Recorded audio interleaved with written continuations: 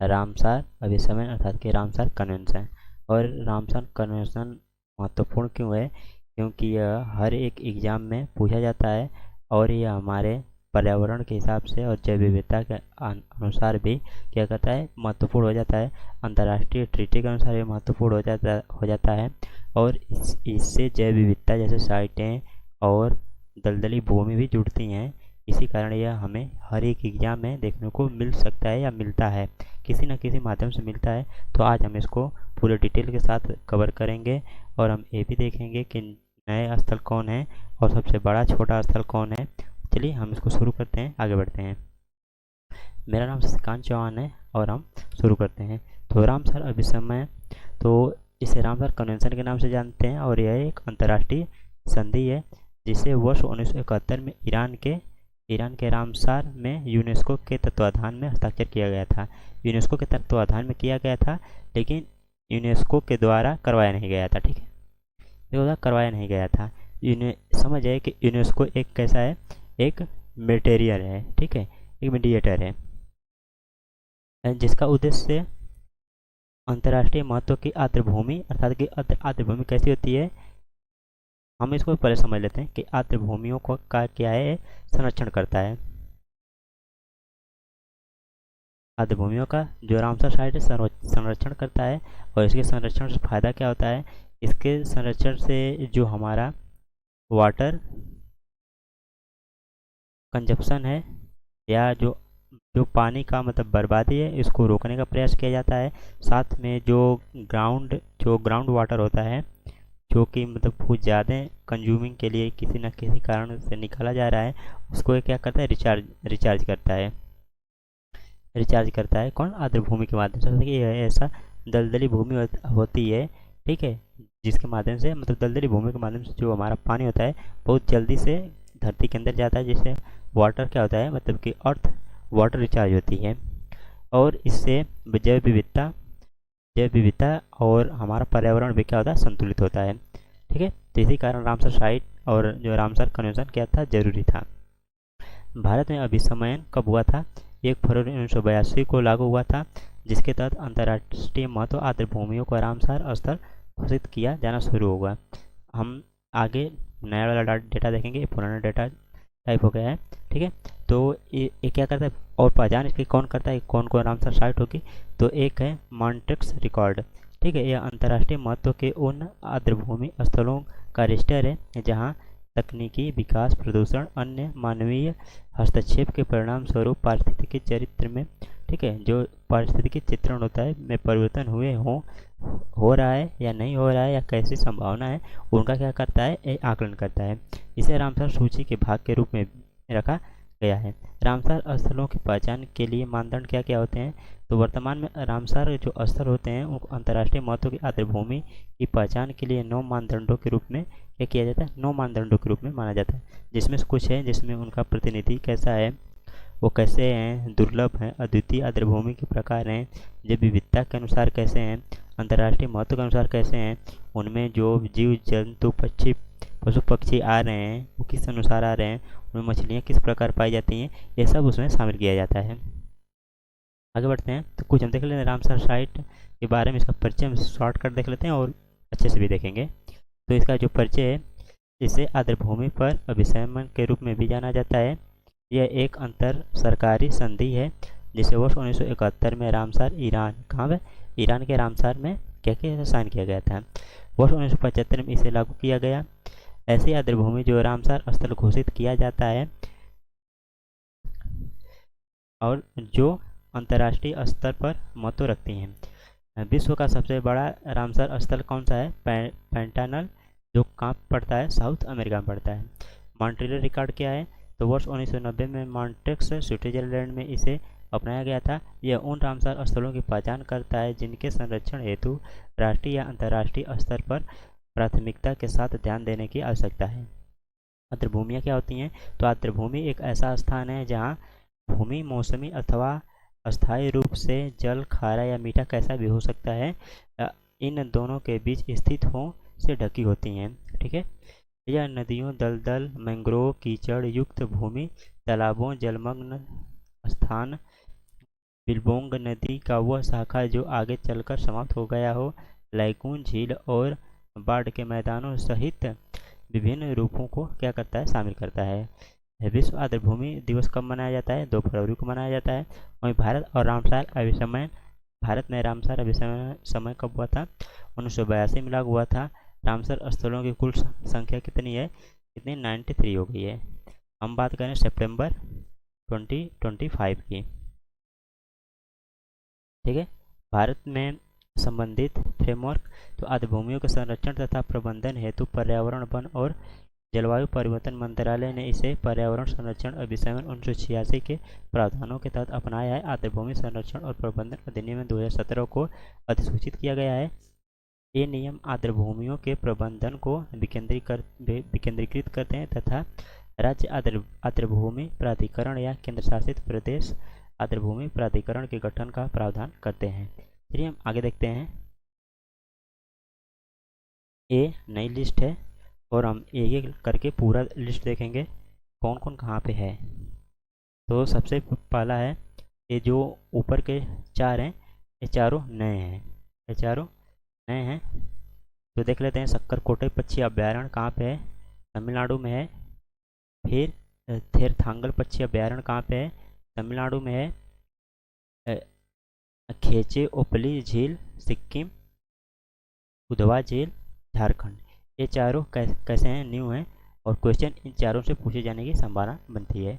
तो आप सक्करकोटे पक्षी अभ्यारण्य तमिलनाडु, थेरथांगल पक्षी अभ्यारण्य तमिलनाडु, खेचे ओपल्ली झील सिक्किम, उधवा झील झारखंड।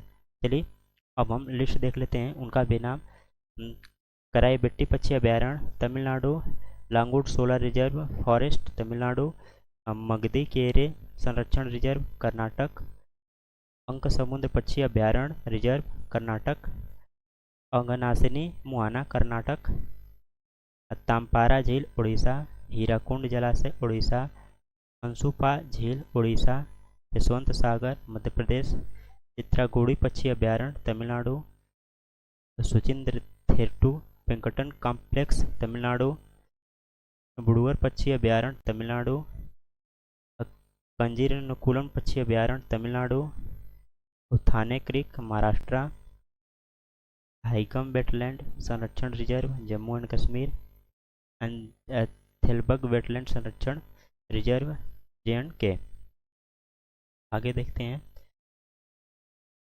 नंदा झील गोवा, करिकिली पक्षी अभ्यारण्य Tamil Nadu, Pallikaranai marsh reserve Tamil Nadu, Pichavaram mangrove Tamil Nadu, Mannar की खाड़ी समुद्र biosphere reserve Tamil Nadu, Vembannur wetland complex Tamil Nadu, Vellode पक्षी अभ्यारण्य तमिलनाडु, उदय मार्तंडपुरम पक्षी अभ्यारण्य तमिलनाडु, बेंदागल पक्षी अभ्यारण्य तमिलनाडु, रंगनाथी टू पक्षी अभ्यारण्य कर्नाटका, संख्य सागर मध्य प्रदेश, शेरपुर वेटलैंड मध्य प्रदेश, कथनकुलम पक्षी अभ्यारण्य तमिलनाडु, सतकोजिया घाटी उड़ीसा, पाला वेटलैंड मिजोरम, बखीरा अभ्यारण्य उत्तर प्रदेश, भिंडावास वन्यजीव अभ्यारण्य हरियाणा, सुल्तानपुर राष्ट्रीय उद्यान Haryana, Haiderpur wetland Uttar Pradesh and Bandwana wetland Gujarat.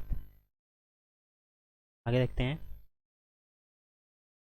थोल झील गुजरात, खिजड़िया वन्य अभ्यारण्य गुजरात, अशोकार वेटलैंड कम्प्लेक्स केंद्र शासित प्रदेश लद्दाख, सूर सरोवर उत्तर प्रदेश, आसम संरक्षण रिजर्व उत्तराखंड, कबरताल वेटलैंड बिहार, लोनार झील महाराष्ट्र, असमर पक्षी अभ्यारण्य उत्तर प्रदेश, पार्वती आरगा पक्षी अभ्यारण्य उत्तर प्रदेश, रामसपुर पक्षी अभ्यारण्य उत्तर प्रदेश, ब्यास संरक्षण रिजर्व पंजाब, केशोपुर मियानी समुदाय रिजर्व पंजाब, नांगल वन्यजीव अभ्यारण्य पंजाब, नवा बंगज पक्षी अभ्यारण्य उत्तर प्रदेश, सैंडी पक्षी अभ्यारण्य उत्तर प्रदेश, सरसई नवार झील उत्तर प्रदेश, नंदूर मध्य महेश्वर महाराष्ट्र, सुंदरबन आर्द्रभूमि पश्चिम बंगाल, नल सरोवर पक्षी अभ्यारण्य गुजरात, ऊपरी गंगा नदी उत्तर प्रदेश,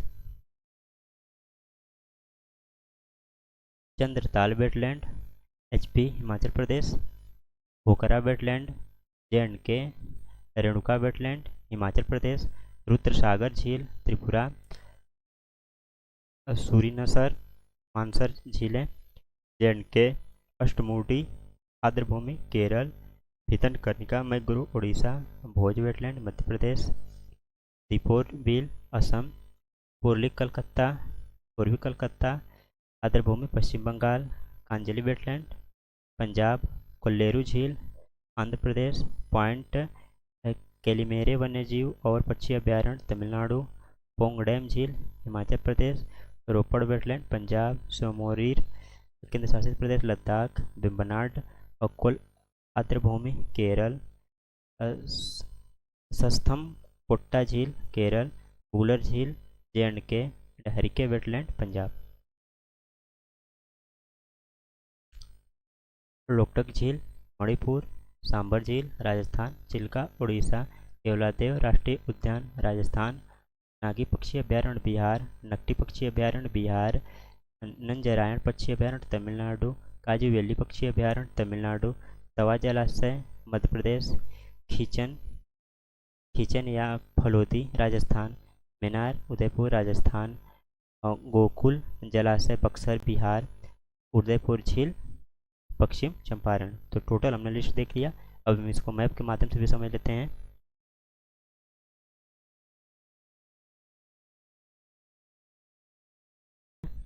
मैप से देखते हैं अब कौन कौन कहाँ पे है। तो सबसे पहले जम्मू कश्मीर में देख रहे हैं, जम्मू कश्मीर में कौन कौन है।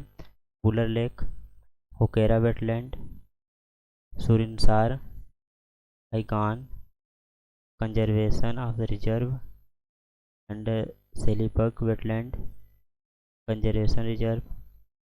पंजाब में देख लेते हैं हरिके, कांजी, रोपड़, नगाई, नांगल, ब्यास एंड केशोपुर, मिलनी एंड कम्युनिटी रिजर्व। वैसे ही लद्दाख में है, लद्दाख में Tsokar wetland complex and Tsomoriri wetland. Himachal Pradesh में पोंगडैम, रेणुका एंड चंद्रताल। ठीक है, तो मैप का स्क्रीनशॉट आप लेके तो देख लीजिए, क्योंकि हम देख लीजिएगा, हमने अभी पीछे पूरा लिस्ट देखा है। आगे बढ़ते हैं। तो जो सबसे ज़्यादा इस राज्य में भारत के जो रामसर साइट है, तो सबसे ज़्यादा तमिलनाडु में है, वहीं उसके दूसरे नंबर पर कौन है, उत्तर प्रदेश है। ठीक, भारत में जो सबसे बड़े और सबसे छोटे रामसर साइट हैं उनको देख लेते हैं। तो सुंदरबन जो आर्द्र भूमि है, सुंदरबन डेल्टा जिसे हम नाम से जानते हैं, भारत में सबसे बड़ा रामसर स्थल है जो पश्चिम बंगाल में है। और इसका क्षेत्रफल कितना है, 4230 किलोमीटर स्क्वायर वर्ग किलोमीटर में है। वहीं रेणुका जो है भारत का सबसे छोटा रामसर स्थल है, जो कहाँ पे है, हिमाचल प्रदेश में है, और इसका है 0.2 वर्ग किलोमीटर इसका क्षेत्रफल है। चिल्का झील भारत का सबसे पुराना रामसर साइट है जो उड़ीसा में है, और 1165 इसका क्या है, क्षेत्रफल है। मॉन्ट्रेक्स रिकॉर्ड हम देख लेते हैं। मॉन्ट्रेक्स रिकॉर्ड के बारे में समझ लेते हैं। तो यह भारतीय रामसर स्थल जो रामसर स्थलों की सूची के एक भाग के रूप में क्या करता है, मॉन्ट्रो रिकॉर्ड नामक एक रजिस्टर रखा जाता है। वे रामसर आर्द्रभूमि स्थल जहां प्रदूषक तकनीकी विकास या किसी भी प्रकार के मानवीय हस्तक्षेप के कारण पारिस्थितिकी स्वरूप में परिवर्तन हुए हैं, हों या होने वाले हों, मॉन्ट्रो रिकॉर्ड के अंतर्गत पंजीकृत किए जाते हैं। मॉन्ट्रो रिकॉर्ड में केवल 2 भारतीय रामसर स्थल शामिल हैं, जिसमें एक है केवलादेव राष्ट्रीय उद्यान जो कहाँ पे है, राजस्थान में, और दूसरा है लोकटक झील जो मणिपुर में स्थित है। थोड़ा हम इसके रामसर स्थलों का महत्व देख लेते हैं कि इसका महत्व क्या है। तो रामसर जो कन्वेंशन है विश्व स्तर पर अद्वितीय है, क्योंकि इसका एकमात्र उद्देश्य एक विशिष्ट पारिस्थितिकी तंत्र की रक्षा और संरक्षण करना है, जिसमें आर्द्रभूमि पर निर्भर वनस्पति और पशु पक्षी जीव जंतु विशेष रूप से जलपक्षी शामिल होते हैं। रामसर कन्वेंशन का उद्देश्य स्थानीय, क्षेत्रीय और राष्ट्रीय प्रयासों के साथ साथ अंतर्राष्ट्रीय सहयोग के माध्यम से दुनिया भर में सभी आर्द्र भूमियों के संरक्षण और जिम्मेदारी उपयोग को बढ़ावा देना है ताकि सतत विकास प्राप्त किया जा सके। ठीक है, सस्टेनेबल डेवलपमेंट गोल की बात कर रहा है। भारत में रामसर स्थल, रामसर साइट इंडिया दो मुख्य उद्देश्यों की पूर्ति करता है: आर्द्र भूमि संरक्षण और का सतत उपयोग। आर्द्र भूमि पर अतिक्रमण और क्षति को रोकने के लिए यह ध्यान रखना महत्वपूर्ण है कि रामसर कन्वेंशन कानूनी रूप से बाध्यकारी नहीं है और यह संयुक्त राष्ट्र या यूनेस्को सम्मेलनों से संबंध नहीं रखता है। हमने पहले भी इसको देखा था। इसके हम कुछ की पॉइंट देख लेते हैं और वीडियो खत्म ही होने वाला है। जैसे की पॉइंट देख लेते हैं तो दक्षिण एशिया में भारत में सबसे ज़्यादा रामसर स्थल, जिनकी संख्या फरवरी 2025 तक 89 तक पहुंच जाएगी। ठीक है, कहाँ पे है? भारत में। तो भारत में कितना हो गया है? 93 हो गया है। पहुंच जाएगी? नहीं, पहुंच गई है। ये स्थल विविध पारिस्थितिकी तंत्रों और आर्द्रभूमि, मैंग्रोव और ऊंचाई पर स्थित झीलों को कवर करते हैं और जैव विविधता संरक्षण के लिए अत्यंत महत्वपूर्ण है। यह आर्द्रभूमि संरक्षण के प्रति भारत की निरंतरता प्रतिबद्धता को दर्शाता है। रामसर स्थल विश्व के सबसे महत्वपूर्ण संरक्षित स्थलों में से एक है। विश्व भर में लगभग 2400 रामसर स्थल हैं, जिनका क्षेत्रफल 2.5 मिलियन वर्ग किलोमीटर है। 1974 में ऑस्ट्रेलिया में कोबर्ग प्रायद्वीप को विश्व का पहला रामसर स्थल घोषित किया गया था। 175 के साथ यूनाइटेड किंगडम में विश्व में सबसे अधिक रामसर स्थल शामिल हैं। वहीं अंतर्राष्ट्रीय आर्द्रभूमि दिवस 1971 में रामसर कन्वेंशन पर हस्ताक्षर किए जाने के उपलक्ष्य में 2 फरवरी को मनाया जाता है। रामसर साइट सूचना सेवा का उपयोग किसी भी रामसर साइट पर शोध करने के लिए किया जा सकता है। अक्टूबर 2019 तक रामसर कन्वेंशन में 171 अनुबंधकारी पक्ष शामिल किए गए थे। रामसर कन्वेंशन प्राकृतिक संरक्षण के लिए अंतर्राष्ट्रीय संघ IUCN जैसे संगठनों के साथ साझेदारी में काम करता है, जो एक गैर लाभकारी संगठन है। IUCN, ठीक है, IUCN and bird life international, अंतर्राष्ट्रीय जल प्रबंधन संस्थान IWMI, वेटलैंड इंटरनेशनल के साथ क्या करता है? यह कार्य करता है। तो इसी के साथ हमारे चैनल को लाइक एंड सब्सक्राइब करना ना भूलें और शेयर करना ना भूलें। Thank you.